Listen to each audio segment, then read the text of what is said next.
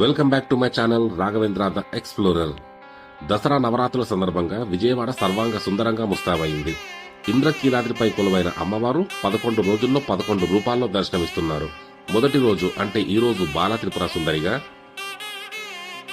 September 23 గాయత్రీదేవిగా, September 24 అన్నపూర్ణాదేవిగా, September 25 కాత్యాయనిగా, సెప్టెంబర్ 26 మహాలక్ష్మిగా, సెప్టెంబర్ 27 లలిత త్రిపుర సుందరిగా, సెప్టెంబర్ 28 మహాచండీగా, సెప్టెంబర్ 29 సరస్వతీదేవిగా, సెప్టెంబర్ 30 దుర్గాదేవిగా,